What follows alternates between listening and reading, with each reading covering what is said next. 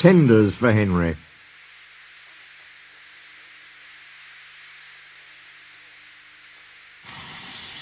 "I'm not happy," complained Gordon. "Your firebox is out of order," said James. "No wonder, after all that coal you had yesterday." "Hard work brings good appetite," snapped Gordon. "You wouldn't understand." "I know," put in Duck brightly. "It's boiler ache. I warned you about that standpipe on the other railway, but you drank gallons." "It's not boiler ache," protested Gordon. "Of course it is," said Henry. "That water's bad. It furs up your tubes. Your boiler must be full of sludge. Have a good wash out. Then you'll feel a different engine."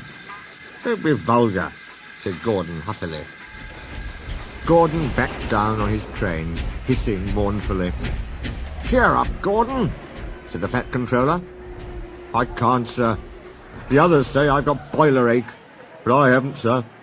I keep thinking about the dreadful state of the world, sir. Is it true, sir, what the diesels say?" "What do they say?" "They boast that they've abolished steam, sir." "Yes, Gordon, it is true." "What, sir?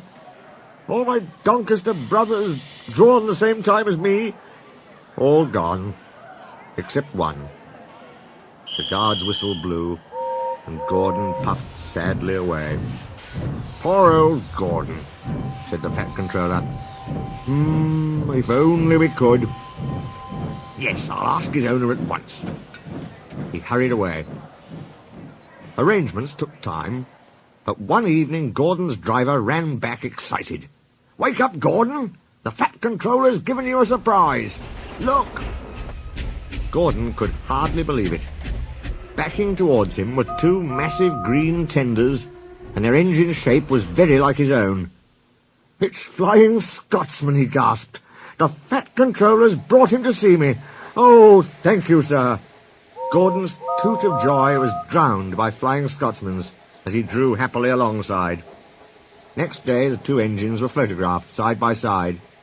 "You've changed a lot," smiled Flying Scotsman. "I had a rebuild at Crewe. They didn't do a proper Doncaster job, of course, but it serves. I had a rebuild, too, and looked hideous. But my owner said I was an extra special engine and made them give me back my proper shape."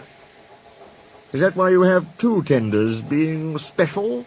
"No, you'd hardly believe it, Gordon, but over there they've hardly any coal and water." "But surely every proper railway—" "Exactly. You are lucky, Gordon, to have a controller who knows how to run railways."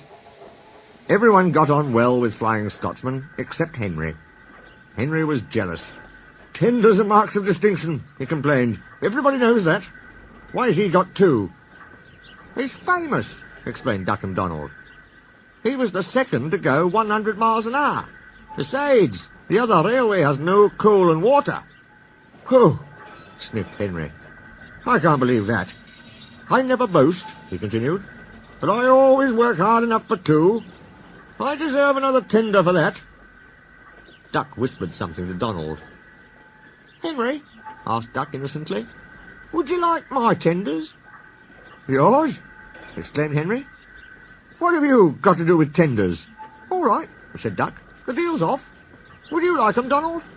"I wouldn't deprive you of the honour." "It is a great honour," said Duck thoughtfully, "but I'm only a tank engine, so I don't really understand tenders. Perhaps James might—" "I'm sorry I was rude," said Henry hastily. "How many tenders have you, and when could I have them?" "6, and you can have them this evening." "6 lovely tenders," chortled Henry. "What a splendid sight I'll be! That'll show the others the sort of engine I am." Henry was excited. "Do you think it'll be all right?" he asked for the umpteenth time. "Of course," said Duck. "Just go where I told you, and they'll be ready." Meanwhile, word had gone round, and the others waited where they could get a good view. Henry was cheered to the echo when he came, but he wasn't a splendid sight. He had 6 tenders, true, but they were very old and very dirty. All were filled with boiler sludge. Had a good wash out, Henry? Called a voice. That's right. You feel a different engine now. Henry wasn't sure, but he thought the voice was Gordon's.